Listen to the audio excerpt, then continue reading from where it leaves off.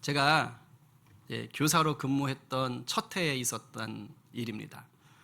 이제 뭐 아시는 분 알겠지만 이제 바로 이쪽에 있는 이제 기독교 명문 사립학교 아닙니까? 근데 제가 이제 저랑 같이 입사한 동기들이 몇 명 있었어요. 근데 우리 같이 입사한 동기 선생님들 사이에서 이상한 소문이 돌았습니다. 제가 있잖아요, 엄청난 백으로 교사가 됐다고 그렇게 소문이 돌았던 거예요. 물론 뭐 근거 없는 헛소문이죠. 근데 이런 소문이 우리 동기 선생님들 가운데 돌았던 이유가 있어요. 제 이름 때문에 그래요. 제 이름이 최진철 아닙니까? 근데 당시 우리 교장 선생님 성함이 최진 뭐였어요. 그러니까 한 글자만 달라 쓴 거죠. 그러니까 이 똑똑하신 선생님들이 단순하게 생각하셨던 것 같아요. 그래서 저 최진철 선생님은 교장 선생님하고 이게 돌림자만 달리 쓰는 한 집안 가족인가 보다. 그러면서 자기들끼리 그랬대요. 조심해, 로열 패밀리야. 로열 패밀리 잘 보여야 돼. 뭐 이런 식의 얘기를 했다는 겁니다. 뭐 이게 좀 계속됐으면 좋았을 텐데, 제가 좀 편했을 텐데 며칠 못 갔습니다. 다 들통이 나서 며칠 만에 로열 패밀리 해프닝이 되어 버렸어요. 그러면서 깨달았죠. 참 우리 선생님들로 빽 이거 참 중요하게 여기시는구나. 세상은 참 빽이라는 게 대단한 힘이 있나 보다. 이런 생각을 했던 적이 있습니다. 근데 제가 오늘 말씀을 준비하다가 그런 마음이 드는 거예요. 그렇지. 우리 예수 믿는 자들이 그야말로 로열 패밀리지. 아니 누가 로열 패밀리야? 우리가 로열 패밀리지. 세상에 그 어떤 빽이 우리가 가진 빽만큼 비교할 수가 있겠어? 이런 생각이 딱 드는 거예요. 제가 우리 교장 선생님과 그 이름자 한 글자 달랐잖아요. 그래서 남들이 돌림자인 줄 알았잖아요. 예수 믿는 자들이야말로 놀라운 빽을 가진 분과 함께 돌림자를 쓰고 있어요. 예수 믿는 자의 빽이 어디서 나옵니까? 예수님에게서 나오잖아요. 그러니까 우리 예수님과 돌림자 쓰는 사람들이에요. 영적으로 보면. 그러니까 그 은혜가 우리 가운데 다 있는 것입니다. 그래서 우리 믿는 자들은 이 땅에 있는 그런 세상의 로열 패밀리가 아니라 천국의 로열 패밀리인 줄로 믿으시기 바랍니다. 옆에 분에게 속삭이세요. 당신은 천국의 로열 패밀리예요. 우리 놀라운 겁니다. 로열 패밀리, 로열 패밀리, 그죠? 로열 패밀리, 로열 패밀리, 그죠? 오늘 본문이 있잖아요. 우리가 천국의 로열 패밀리가 된 것을 알려주는 거예요. 우리가 얼마나 놀라운 이 천국의 로열 패밀리인지를 보여주는 것이 오늘 본문인 것입니다. 오늘 본문은 8장 중에서도 하이라이트, 아주 중요한 본문이에요. 결론에 해당됩니다. 근데 제가 그런 얘기했죠. 성경 66권을 통틀어서 가장 복음을 잘 전하는 책 한 권만 뽑아라. 그러면 많은 학자들이 무슨 책을 뽑아요? 로마서를 뽑는다 그랬어요. 그리고 로마서 중에서 가장 복음을 핵심적으로 전하는 장을 16장 중에 뽑아라. 그럼 몇 장이라고 했어요? 8장이라고 그랬습니다. 근데 8장 중에서도 오늘 본문이 복음을 가장 선명하게 드러내는 곳인 거예요. 그러면 성경 66권 중에 복음을 가장 선명하게 보여주는 곳이 어디냐? 그러면 오늘 바로 이 본문인 것입니다. 제가요, 사실은 너무 부담이 됐어요. 그냥 이 본문은 읽기만 해도 은혜가 되거든요. 정말 주체할 수 없는 놀라운 감동이 있는 본문이거든요. 제가 감당이 안 되는 거예요, 설교를 하기가. 큰일 났다. 이 귀한 본문을, 이 놀라운 본문을 어떻게 설교를 하라고. 그냥 읽어주고 내려올까? 근데 그러면 또 사표 쓰라고 할 것 같고. 그래가지고 주님 앞에 그냥 매달리면서 제발 좀 도와주세요 이러면서 기도하면서 준비를 했다는 거 아닙니까? 근데 이 본문 너무도 잘 아셔요. 아마 여기 대부분은 아실 겁니다. 그래서 혹시라도 뭐 또 잘 아는 본문이네, 뻔한 얘기 하겠지 라는 생각이 들어오면 이거 사탄이 주는 생각입니다. 여러분, 뻔히 아는 얘기 가운데 하나님께서 능력으로 강력하게 일하시기를 바랍니다. 그래서 우리 가운데 처음 사랑이 회복되어지고 나아가서 더 깊은 은혜 속으로 우리가 들어가는 오늘 되기를 축복합니다. 또한 이곳에서 오늘 본문을 처음 접하는 분들도 계실 수 있습니다. 바라기는 정말 그냥 이 본문만으로 여러분들의 영혼이 진동했으면 좋겠어요. 그냥 덜덜덜 떨렸으면 좋겠어요. 그래서 내가 얼마나 존귀한 자인지 그것을 깊이 깨달았으면 좋겠어요. 내가 이렇게 존귀한 자인데 감히 누가 감히 어떤 것이 이것을 깨닫고 믿음의 반석 위에 서시는 놀라운 시간 되기를 간절히 축복합니다. 여러분 다시 한번 이번에 여러분 자신을 위해서 축복합시다. 가슴에 한번 두 손 얹어 보세요. 그리고 이렇게 선포하세요. 나는 천국의 로얄 패밀리다. 아멘. 그 믿음대로 되는 줄로 믿습니다. 아멘이에요. 사실 여러분 믿음과 상관없이 여러분 예수 그리스도 믿는 그 상황으로 이미 로얄 패밀리가 된 거예요. 그러니까 자신감을 가지고 오늘 이 말씀을 들으십시오. 자, 31절 같이 받겠습니다. 시작.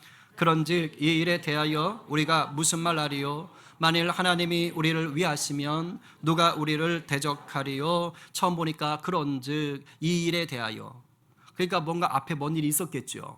그러니까 이 일에 대하여라고 얘기하는 것 아니에요? 그 앞의 내용과 연관이 있다는 것입니다.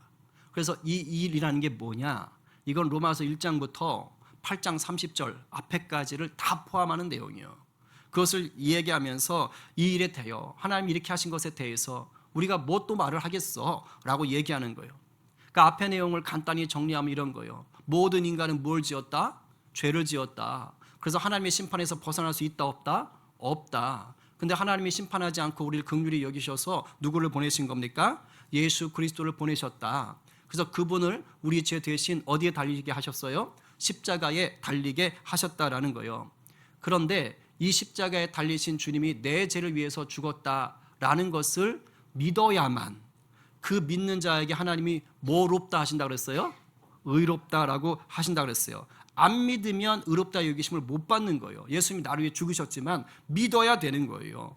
그러면 이것을 믿을 때 우리 의롭다 여기시고, 의롭다 여기는 우리를 뭘로 삼으신다 그랬어요? 이제 마귀의 그 노예가 아니라 호적이 바뀌죠. 하나님의 자녀, 양자가 된다 그랬어요. 양자 된 것도 감사한데 이제 양자가 됐으니까 로열 패밀리답게 뭐가 주어지는 거예요? 하늘의 상속이 주어진다고 그랬습니다. 이제 우리가 그 하늘의 상속자가 되어서 이 땅에서 살아야 되잖아요. 이 땅에서 사는 동안 여러 가지 고난과 어려움들이 있단 말이죠. 그러니까 그것을 이기며 살게 하시려고 우리 안에 누가 내주하시는 거예요? 성령님이 내주하시는 거예요. 그러면서 우리가 그리스도의 형상을 닮아가도록 때마다 일마다 도와주신다. 이 얘기를 이 앞에서 한 겁니다.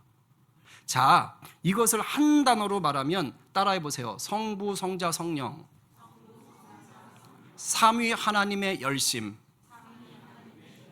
성부, 성자, 성령님, 이 삼위일체 하나님이 우리를 향한 열심을 지금 얘기한 것입니다. 성부, 성자, 성령, 삼위 하나님이 우리를 위해서 이렇게 열심을 내시는데 누가 우리를 대적을 하겠냐라고 지금 얘기하는 거예요. 누가 우리를 대적하겠냐? 자, 누가 우리를 대적하겠냐라고 묻는 것은 몰라서 묻는 게 아니죠. 이건 강조하는 것이죠. 대적하는 자가 있다 없다? 없다는 뜻이에요. 그런데 오해하면 안 됩니다. 17절에서 이미 뭐라 그랬냐면요, 우리가 양자요, 우리가 상속자인데 하나님의 영광을 받기 위하여 모두 함께 받아야 된다요. 고난도 함께 받아야 한다. 자, 영광을 받기 뭐하여? 위하여. 고난도 함께 받으래요. 이마트 가면 1+1 패키지, 그거 따로 띄어서 못 살죠. 그죠? 1+1. 영광을 받기 위하여 고난도 함께 가는 거예요. 이거 버릴 수 없어요. 고난을 받는다고 얘기하고 있어요. 달리 말하면 우리의 신앙생활에 대적하는 것들이 많아요. 고난이 와요. 우리의 대적하는 것들이 있어요. 차고 넘칩니다. 몸이 아파요.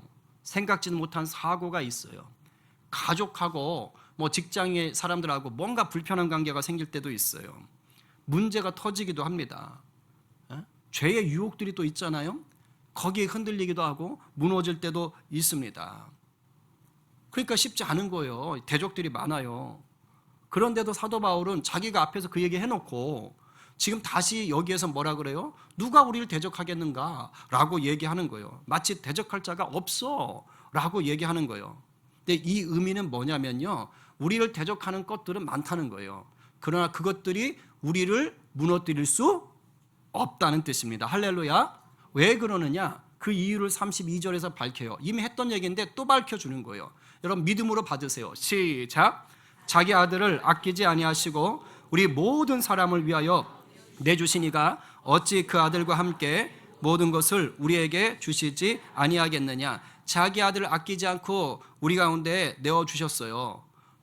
사람 차별하지 않으셨고요. 모든 사람을 위해 내주셨어요. 어디로? 십자가로. 죽기까지.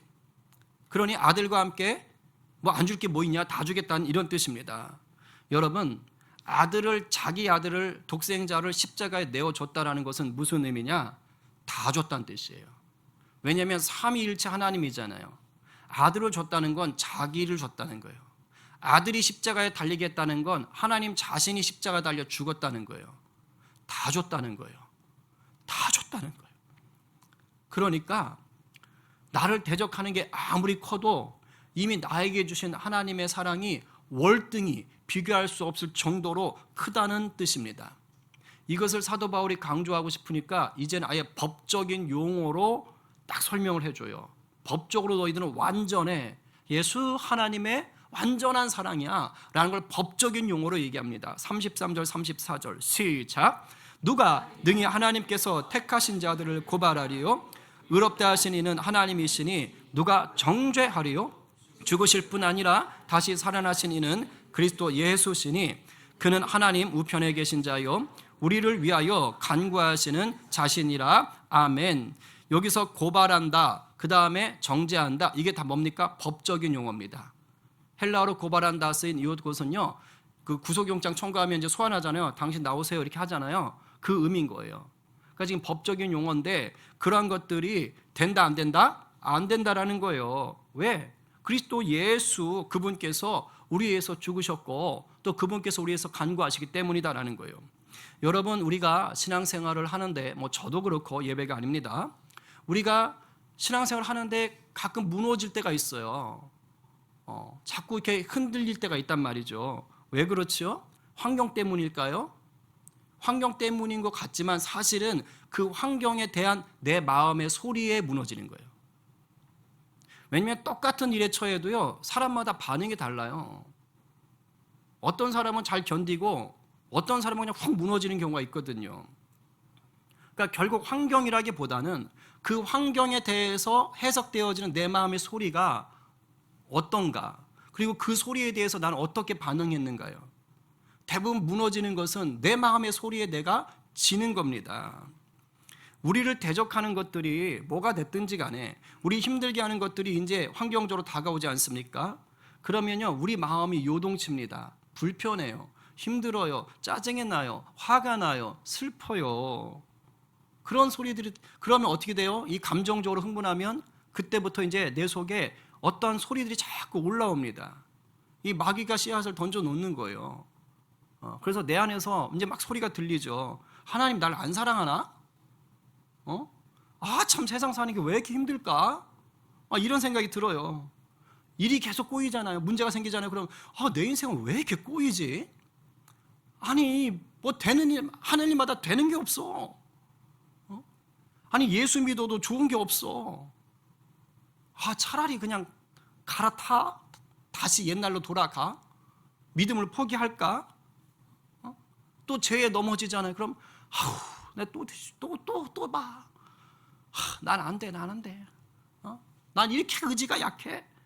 막 이러는 것들이 내 속에서 소리가 들려요. 있어요, 없어요? 귀 막고 살아요? 귀 막아도 들려요. 내 속에서 다 들리는 거예요. 다 들려. 이것이 바로 뭡니까? 나를 고발하고 나를 정죄하는 소리들인 거예요. 나를 정죄하는 거.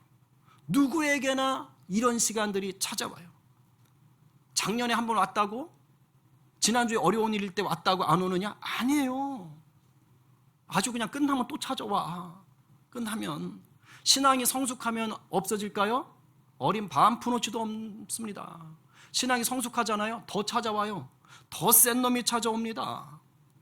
그래서 끊임없이 우리를 실패감으로, 죄책감으로 자꾸 무너뜨리려고 이 마귀가 계속 공격을 합니다.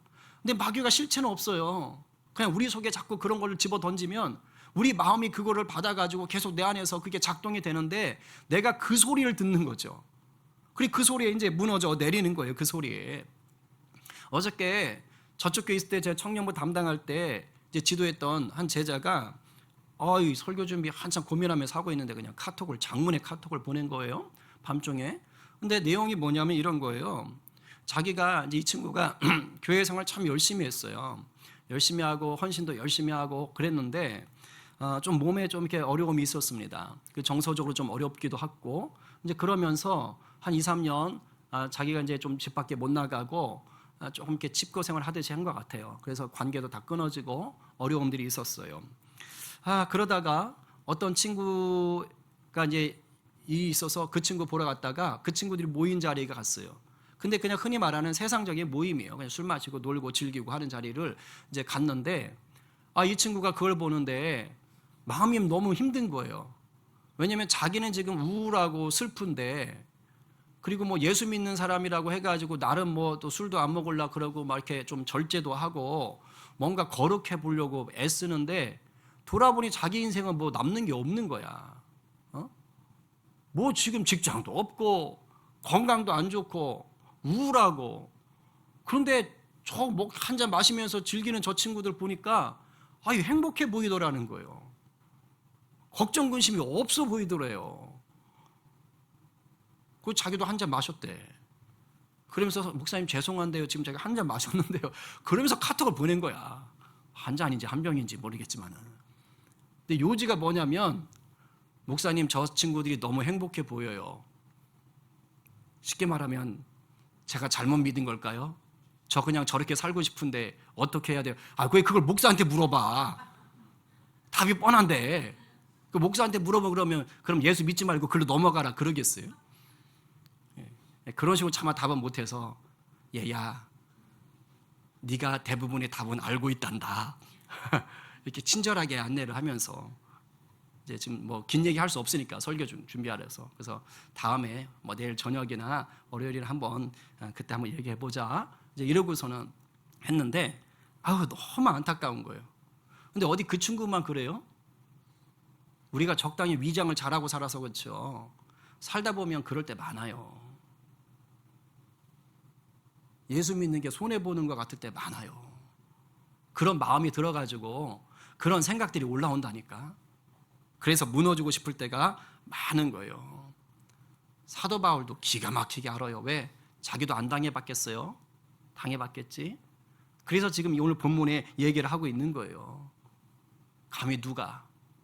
지금 예수 믿고 신분이 바뀌어서 양자가 되고 자녀가 됐는데 상속자가 됐는데 감히 누가 나를 죄인이라고, 감히 누가 너는 안 된다고, 감히 누가 너를 고발하고 누가 너를 정죄해? 그럴 수 없어. 헬레도 안 돼. 왜? 이미 예수 그리스도의 보혈로 새롭게 되었으니까. 할렐루야. 예수님이요 이것을 계속해서 지금도 우리 가운데 일하시는 거예요. 하나님 보좌 우편에서 계속해서 우리 위해서 중보하시고 간구하시는 거예요. 그래서 마귀가 우리를 참수하고 흔들릴 때마다 우리 주님께서 아빠 하나님 이러면 안 되지 않습니까? 빨리 지켜주세요. 그리고 우리 가운데 성령을 통해서 계속 말하시는 거예요. 성령님 빨리 일하세요. 빨리 더 크게 말씀하세요. 아니라고 말씀하세요. 너는 나의 존귀한 자라고, 내가 너를 지명하여 불렸다고 빨리 말씀하세요. 빨리 피할 길을 열어주세요. 우리 주님이 바쁘시다니까. 여러분을 위해서 날마다 그렇게 애쓰고 수고하고 계시는 거예요. 바울이요 이것을 경험하면서 자기가 없는 얘기를 하는 게 아니라 자기가 체험한 것을 얘기하기 시작해요. 나한테 엄청난 대적들도 많고 고난도 많고 힘든 것도 많고 내 마음의 소리가 정말 속이는 것도 많았지만 그러나 내가 바로 이 예수 그리스도로 인해서 내가 이겼다. 내가 그 사랑을 체험했다. 라고 먼저는요 간증적인 얘기를 합니다. 먼저 얘기할 때 처음에는 그리스도의 사랑에 대해서 집중해서 얘기하고요. 뒷부분에서는 하나님의 사랑에 대해서 집중해서 얘기를 합니다. 먼저 35절에서 37절은요 그리스도의 사랑이 얼마나 위대한지를 얘기해 주는 거예요. 한번 우리 받아볼까요? 자 시작. 누가 우리를 그리스도의 사랑에서 끊으리요? 환난이나 궁고나 박해나 기근이나 적신이나 위험이나 칼이랴. 기록된 바 우리가 종일 주를 위하여 죽임을 당하게 되며 도살당할 양같이 여김을 받았나이다 함과 같으니라. 이 모든 일에 우리를 사랑하시는 이로 말미암아 우리가 넉넉히 이기느니라. 아멘. 35절에 보면 7가지에 해당되는 그런 어려움이 나와요. 적신 이런 말들은 우리 잘 모르니까 쉬운 성경으로 다시 풀어서 보면 이래요. 환난과 어려움과 핍박과 굶주림과 헐벗음과 위험과 칼. 여기서 칼은 뭐 면도칼 이런 게 아니라 순교의 위협을 얘기하는 것입니다. 순교의 위협. 자, 그런데 사도 바울이 지금 이것을 로마서 쓰고 있는 거잖아요. 이제 이 로마서를 쓰기 전에 지금 한 번 선교 여행을 돌았고, 두 번째 선교 여행도 돌았고, 세 번째 선교 여행도 돌아서 지금 마지막 막바지에 있는 거예요. 그러니까 세 번째 선교 여행 막바지에서 지금 이 얘기를 하고 있는 거예요. 그러니까 선교를 다니면서 계속해서 여러 가지 일들을 겪었잖아요. 겪으면서 경험한 것들을 저렇게 7가지로 얘기한 거예요. 내가 이런 일들을 겪었다. 그랬는데 그때마다 하나님이 나를 도우셔서 내가 넉넉하게 이기게 하시더라 라고 얘기하는 거예요. 이걸 좀 더 자세히 풀어 쓴 게 고린도후서 11장의 얘기예요. 저 7가지가 어떻게 풀어져 있는지 한번 보겠습니다. 좀 길지만 읽어볼게요. 잘 한번 생각하면서 읽으세요. 자, 시작. 나는 더 그러하도다. 내가 수고를 넘치도록 하고 옥에 갇히기도 더 많이 하고 매도 수없이 맞고 여러 번 죽을 뻔하였으니 유대인들에게 40에서 하나 감한 매를 5번 맞았으며 3번 태장으로 맞고 1번 돌로 맞고 파선하고 일주야를 깊은 바다에서 지냈으며 여러 번 여행하면서 강의 위험과 강도의 위험과 동족의 위험과 이방인의 위험과 시내의 위험과 광야의 위험과 바다의 위험과 거지 형제 중에 위험을 당하고 또 수고하며 애쓰고 여러 번 자지 못하고 줄이며 목마르고 여러 번 굶고 춥고 헐벗었노라. 지금 저렇게 살았다는 거예요. 저렇게. 그런데 이거 지금 고린도 후서니까 고린도 교회에 보낸 편지예요. 고린도 교회에 보낸 편지는 우리가 읽었던 본문인 로마서를 쓰기 한 3개월, 4개월 전에 보낸 거예요. 고린도 교회. 그러니까 3, 4개월 전에 고린도 교회에 저런 내용으로 내가 이렇게 했어. 선교하는 동안 이랬었어. 라고 편지를 보냈어요. 그리고 나서 지금 3, 4개월 뒤에 고린도에 와서 이제 그 교회, 편지를 보냈던 고린도 교회에 와서 자기가 로마 교회에 지금 로마서를 쓰는 거예요. 자, 무슨 말이에요? 고린도후서 보낼 때 그 뒤로 죽었어요, 안 죽었어요? 안 죽고 지금 이제는 고린도 그 교회에 와서 이 말을 쓰면서 하나님이 나를 사랑하셨어요 라고 얘기하고 있는 것입니다. 그러니까 그냥 좋은 얘기, 그럴듯한 얘기, 추상적인 얘기를 쓴 것이 아니라 자기 삶의 간증을 지금 적어서 보내고 있다라는 것이에요. 그런데 그런 하나님의 사랑이 넉넉해서 제가 이겼어요 라고 할 때 그 이김이 편한 이김이 아니라는 거예요. 룰루랄라가 아니라고요. 그래서 오늘 본문 속에서 아까 36절에 보면 시편에 있는 44편 22절을 인용해서 말했던 거예요. 내가 날마다 죽을 뻔했다는 거예요. 내가 날마다 주님을 위해서 아주 그냥 죽도록 살았다는 거예요. 고생 너무너무 많이 했다는 거예요. 너무너무 많이 했다는 거예요. 그런데도 불구하고 37절에서 예수 그리스도의 사랑 때문에 내가 넉넉히 이겼습니다 라고 지금 고백을 하는 것입니다. 여러분들 오늘 교회 오시는데 아니면 매주 교회 오는데 집에서 그냥 구박을 받고 와야 돼. 심지어 매를 맞고 와야 돼. 욕을 바가지로 얻어먹고 와야 돼. 오는 길에 차 없어. 걸어와야 돼. 뭐 거기다 올라오는데 좀 힘들어. 여러분 매일 그런 식으로 교회를 다녀야 된다면 여러분 기쁜 마음으로 오실 수 있겠어요? 쉽지 않을 수 있어요. 쉽지 않을 수 있어요. 사도 바울은 매일 죽을 것 같은 고난 속에서 주의 복음을 지금 전하는 것입니다. 그런데 뭐라고 그러는 거예요? 그리스도의 사랑으로 넉넉히 이겼다는 거예요. 사도행전을 보시면요, 지금 우리 신약반이 사도행전 이번 주에 끝났어요. 한 절씩 읽어가면서 하고 있는데 얼마나 재미있죠? 네, 재미있나 몰라. 재밌어요. 근데 보면은요, 가는 곳마다 정말 핍박이 따라가요.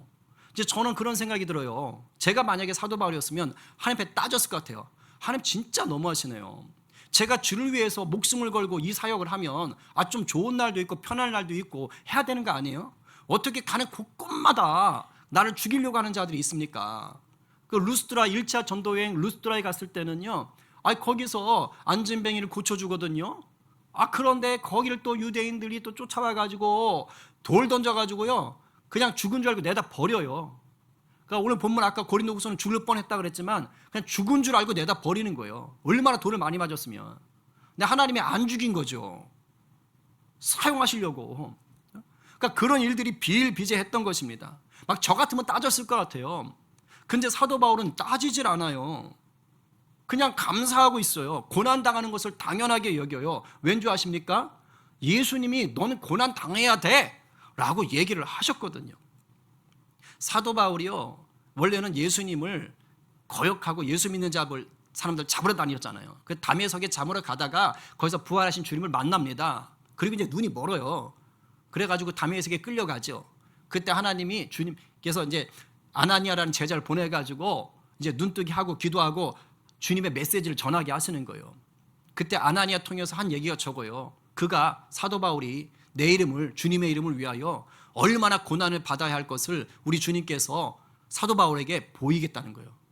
뭐 하는 거예요? 앞으로 네 인생 고난이 많도다. 이거를 지금 얘기를 들은 것입니다. 그러니까 사도 바울은 애시당초 처음부터 내가 복음을 전하는 곳에는 엄청난 고난이 따라오는구나 라는 것을 알고 시작한 거예요. 그래서 오늘 본문에서 얘기하는 거예요. 아까도 로마서에서 영광에 이르기 위해서 고난도 함께 받아야 된다. 복음의 영광이 고난을 통해서 온다는 비밀을 알았어요. 그래서 이것을 감당했던 것입니다. 얼마 전에 우리 교회 집사님 중에 한 분이 이제 가슴 시술하시고 통증이 있으신 거예요. 통증. 이게 시술했으면 나아야 되잖아. 아픔이 없어야 되잖아. 근데 아프다는 거예요. 너무 아프다는 거예요. 그래서 제가 시간마다 기도하는 거예요. 매일 기도하고. 근데 병원에 갔대요. 아프니까. 근데 의사가 그러더래. 그냥 놔둬야 된대. 못 고친대. 이건 고치는 게 아니래. 그냥 이런 현상이 일어날 수 있다는 거야. 그러면서 그냥 시간이 지나야 된다는 거야. 그래서 나을 때까지 그냥 견디라는 거예요. 아니, 이 얘기를 듣는 사람 입장에서는 얼마나 화가 나겠어요. 난 지금 아파 죽겠는데, 아파가지고 고치려고 갔는데 못 고친대. 아니, 그냥 이게 정상이라는 거 아니에요? 기다려야지 낫는다는 거 아니에요? 언제까지나 말도 안 해. 그냥 나야 낫는 거라니까. 얼마나 막막하겠어요. 제가 매주 물어봤어요. 어떠세요? 아파요.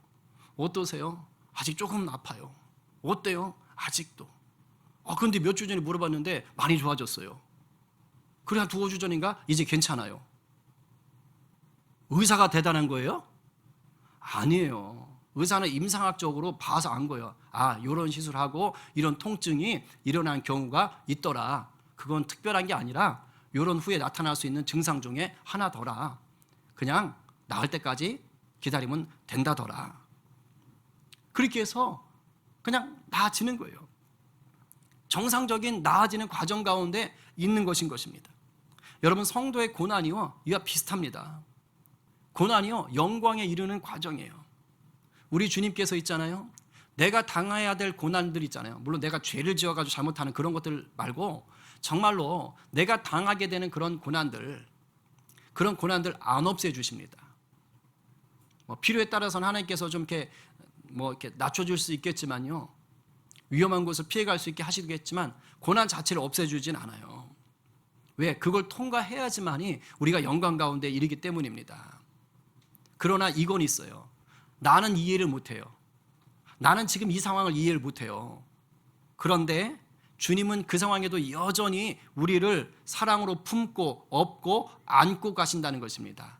이것을 여러분들이 믿으시기를 바랍니다. 왜냐하면 자기가 경험을 통해서 깨달은 거예요. 날마다 죽을 것 같은 그 고난이 있고 핍박이 있고 아픔이 있고 사고들이 있었는데도 불구하고 하나님이 기가 막히게 살려놓더라는 거예요. 믿음으로 살려놓다는 거예요. 막 안 될 때는 막 천사를 보내시고 주님이 친히 나타나셔가지고 막 꿈에 얘기하는 거예요. 걱정하지 마라. 네가 로마 황제 앞에 서야 되겠다. 걱정하지 마라. 내가 너를 통해서 복음을 증거케 할 것이다. 이 고백을 그냥 하게 하시는 거예요. 그러니까 살 수밖에 없는 것입니다. 이걸 경험한 이제 사도 바울이 어떤 얘기를 하느냐? 조금은 우리에게 추상적이고 그리고 스케일이 아주 큰 웅장한 하나님의 사랑에 대해서 이제 표현을 하게 됩니다. 지금 추상적이고 웅장하다고 해서요, 과장이나 허풍이 아니에요. 사도 바울이요, 하나님의 사랑이 얼마나 놀라운 것인 거를 우리한테 제대로 알려주는 거예요. 그러니까 실체입니다. 실체. 한번 읽어볼게요. 자, 38절, 39절. 자, 시작. 내가 확신하노니 생명이나 천사들이나 권세자들이나 현재 일이나 장래 일이나 능력이나 높음이나 깊음이나 다른 어떤 피조물이라도 우리를 우리 주 그리스도 예수 안에 있는 하나님의 사랑에서 끊을 수가 없으리라. 아까 앞에서는 그리스도의 사랑, 지금은 그리스도 안에 있는 하나님의 사랑. 그래서 예수님의 사랑과 하나님의 사랑은 좀 수준 차이가 있나? 그런 뜻 아닙니다. 삼위일체는 똑같습니다. 그런데 앞에서는 어떤 거냐면 사도 바울이 세상을 살면서 고난이 닥칠 때 경험했던 하나님의 직접적인 구체적인 사랑을 얘기한 거예요. 그런데 지금 뭐냐면 그 사랑의 크기가 사실 얼마나 큰지를 실체를 알려주는 겁니다. 그러니까 마치 이와 같은 거예요. 저희 부모가 우리 하원이나 시원이한테 자라면서 뭐 장난감 같은 걸 사줄 수 있어요. 우리 하원이는 꿀순이 돼지 인형을 엄청 많이 갈았는데 엄청 좋아해서, 자 그러면 하원이가 어릴 때는 엄마가 꿀순이 인형을 사주면, 아니면 할아버지 할머니가 꿀순이 인형을 사주면 그 꿀순이 인형을 통해서 뭐를 느껴요? 엄마 아빠의 사랑을 느끼겠죠. 그러니까 꿀순이 인형으로 사랑을 느끼는 거예요. 그러니까 그만큼이 사랑인 거예요. 꿀순이는 사랑이야. 꿀순이는 엄마의 사랑이야. 뭐 드럼스틱은 아빠의 사랑이야. 뭐 티셔츠는 엄마의 사랑이야. 이런 식으로 느끼는 거예요. 그리고 뭐 자기가 좀 어렵고 힘든 일이 있는데 아파 죽겠는데 간호사인 엄마가 막 주사 놔주고 그냥 토닥여주고 그러면 주사는 엄마의 사랑이야. 뭐 이렇게 느낄 수 있어요. 이건 내가 어려울 때 힘들 때 그만큼의 하나님이 일하신 것을 경험하는 거예요. 근데 잘 봐요. 엄마 아빠가 하원이한테 꿀순이 인형을 사줬다고 엄마 아빠의 사랑이 그 6,000원짜리 만큼밖에 사랑이 안 될까요? 아니죠. 지금 이거 말하고 싶은 거예요. 딸을 향한, 아들을 향한 엄마 아빠의 사랑은요 꿀순이 인형만큼이 아닌 거예요. 7,000원짜리 드럼 스틱만큼이 아니라고요. 비교할 수 없을 만큼 크고 놀라운 사랑이에요. 근데 자녀 입장에서는 뭐 하는 거예요? 그때 느끼는 만큼만 아는 거예요. 사도 바울이 자기가 느꼈던 것이 그만큼이 아니란 걸 깨달은 거예요. 오늘 읽었던 거 38절, 38, 9절 보세요. 사망이나 생명이나 죽었는데도 하나님의 사랑에서 끊을 수 없다니 뭔 말이야 도대체. 우리는 죽으면 끝이잖아. 근데 그 죽음도 하나님의 사랑에서 끊을 수가 없대요. 첫 문장부터 첫 단어부터 대놓고 들어가는 거예요. 왜요? 부활이 있으니까. 사도 바울은 이미 그걸 경험한 거예요. 맨날 죽도록 고생했거든. 아니 돌 맞아 죽었거든. 근데 살려놓더라니까. 그러니까 사망도 하나님의 사랑에서 날 못 끊어. 죽으면 부활인데 뭘. 이렇게 나오는 거예요. 천사들이나 권세자들이나 뭡니까? 영적인 존재들입니다. 우린 눈에 보이는 것밖에 모르잖아요. 근데 영적인 존재도 우리를 사랑해서 끊을 수가 없어. 현재 일이나 장래 일이나 시간의 문제예요. 여러분 내일은 난 몰라요. 미래를 우리가 알 수 있습니까? 모릅니다. 어떤 일을 당할지 모릅니다. 그런데 그 미래 일도 우리를 하나님의 사랑에서 끊을 수가 없대요. 능력, 어떤 초월적인 신비적인 능력들 우리를 하나님의 사랑에서 끊을 수가 없대요. 높음이야 깊음, 이건 천문학적인 용어입니다. 우주적인 용어예요. 당시 고대 사람들은 별자리를 가지고 인간의 운명을 점쳤습니다. 별자리의 위치를 가지고 인간이 영향받는다고 생각했어요. 지금 그 얘기하고 있는 거예요. 우주적인 영향력이나 다른 어떤 피조물이라도 여기에서 정확한 표현을 썼어요. 그 어떤 것도 우리를 우리 주 예수 안에 있는 하나님의 사랑에서 끊을 수가 없다라고 단호하게 얘기합니다. 여러분 시간과 공간과 영적인 존재와 우주적인 것들요 우리가 생각하기엔 너무도 대단한 것들입니다. 근데 하나님이 볼 때는 그 모든 것들이 다 뭐에 불과해요? 피조물. 하나님이 시간도 공간도 우주도 다 창조하셨어요. 영적인 세력도 다 창조하십니다. 그러니 그 아무리 대단한 것이 우리를 괴롭히려 할지라도 다 하나님 손 안에 있는 것들이에요. 하나님의 통치 아래 있는 것들이에요. 이미 하나님이 그러한 것들을 예수 그리스도의 보혈로 막으시고 이기시고 우리를 사랑하기로 결정하셨다는 것입니다. 할렐루야. 그래서 사도 바울이 38절 맨 처음에 시작할 때 뭐라고 얘기합니까? 내가 확신하노니. 내가 확신하노니. 여기서 내가 확신한다라는 것은 헬라어로 시제가 있어요. 시제라는 게 있는데 이거 완료형인데요. 무슨 뜻이냐면 처음에 시작할 때 결정된 것이 지금까지 계속 한결같이 진행된다는 뜻이에요. 우리를 향한 하나님의 놀라운 사랑, 그 어떤 것으로도 끊어낼 수 없는 하나님의 놀라운 사랑이 처음부터 지금까지 한결같다고요. 그걸 지금 강조하고 있는 거예요. 그 확신을 가지고 선포하는 것입니다. 여러분, 인간이 누군가를 한결같이 사랑하는 게 쉬운가요? 누군가에게 한결같은 그런 열정의 헌신을 하는 게 쉽습니까? 안 돼요, 안 돼. 인간 자체가 안 됩니다, 그게. 아무리 해보려고 해도요, 환경이 바뀌면 어려워요. 그리고 마음이 약해서요, 하다 흐지부지 돼요. 다 게을러가지고. 마음이 식어집니다. 그리고 때로는요, 사랑으로 시작했다가 상대가 좀 나한테 좀 계속해서 뭔가 원하지 않는 반응을 해주잖아요. 증오로 바뀌어요. 외인수가 되는 거예요, 외인수가. 근데 하나님은 그렇게 하지 않으신다는 것입니다. 설령 우리 생각에는 하나님이 나 버린 것 같고 내게 화내시는 것 같지만 그럼에도 불구하고 하나님이 그 순간에도 여전히 사랑하고 계신 줄로 믿으시기 바랍니다. 살다 보면 아마 지금도 그럴 거예요. 내 삶에 고난이, 어려움이 아주 줄줄이 비엔나 소세지처럼 그렇게 계속해서 꼬리를 물고 닥치올 수 있어요. 그래서 견디기 힘들어서 막 마음에 화가 나고 분노가 나고 슬픔이 오고 우울해질 수가 있습니다. 근데 명심하십시오. 사도 바울이나 저나 여러분이나 똑같이 하나님의 양자요 상속자입니다. 맞지요? 맞습니까? 맞지요? 사도 바울이나 우리나 똑같이 예수 믿고 구원받은 자들입니다. 맞습니까? 맞지요? 그러면 사도 바울이 지금 이 본문에서 말하는 그 하나님의 넉넉한 사랑, 그 어떤 것으로도 끊을 수 없는 그 사랑은 사도 바울만의 것입니까? 아니면 우리의 것도 되는 것입니까? 우리의 것도 되는 거예요. 우리의 것도. 사도 바울과 우리가 다르지 않아. 똑같아. 오늘 본문의 이 놀라운 은혜는 바로 여러분 것이에요. 그러니 힘을 내십시오. 문중경 전도사님이라고 아주 훌륭하신 분이 계셔요. 우리나라 여성 최초의 순교자이신데 일제강점기 말경부터 한국전쟁 통해까지 전라남도 신안 지역에서 복음을 전하셨어요. 전라남도 신안의 섬이 1000개가 넘는데요. 뭐 1026개인가? 그래서 별명이 천사의 섬 뭐 이렇게 얘기한다고 그래요. 근데 이분이 한 18년 정도 사역을 하셨는데요. 그곳에 100개의 교회를 개척을 하셨답니다. 그 신안에 가면 증도라는 곳이 있는데 거기에만 11개의 교회가 있대요.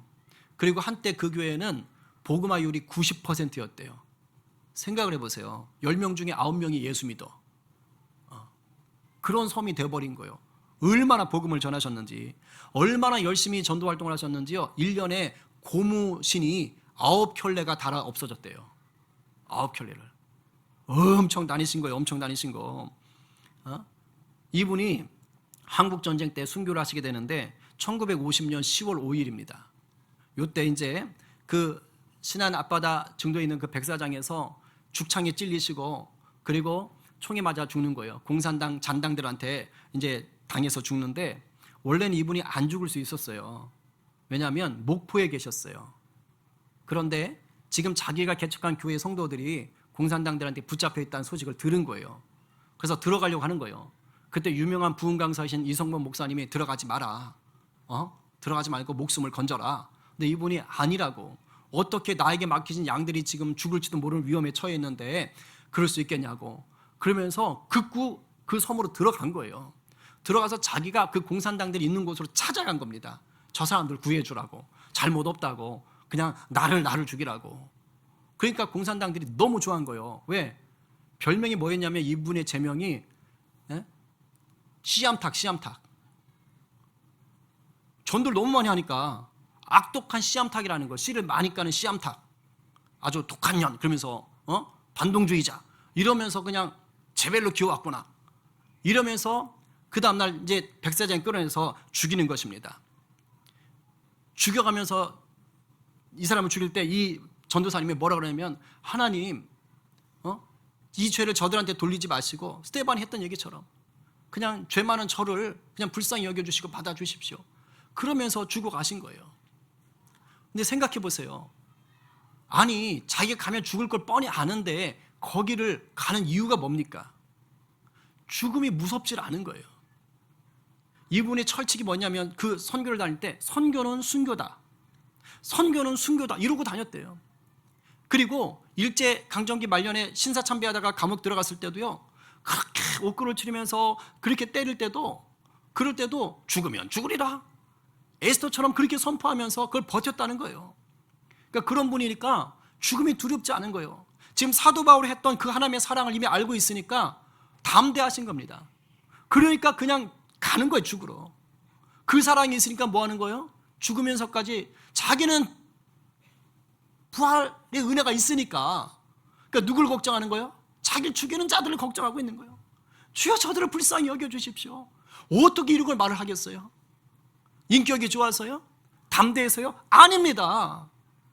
그리스도의 사랑에 묶여있기 때문인 것입니다. 근데 그분이나 우리나 다를 게 없어요. 똑같이 양자요, 자녀요, 그분도 예수 믿는 자, 우리도 예수 믿는 자들인 것입니다. 이제 정리하고 싶어요. 잘 들으셔야 돼요. 주님을 향한 우리의 믿음의 분량은 각자가 다 다를 수 있어요. 그러니까 주님을 향한 믿음의 분량이 어떤 사람은 클 수 있고 어떤 사람은 아직 어린아이 신앙일 수 있단 말이에요. 다 다를 수 있어요. 인정하시죠? 다 다를 수 있어요.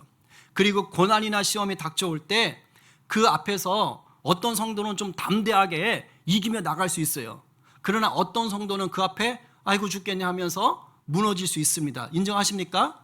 다 그럴 수 있어요. 여기는 우리도 다 다릅니다. 그러나 명심하세요.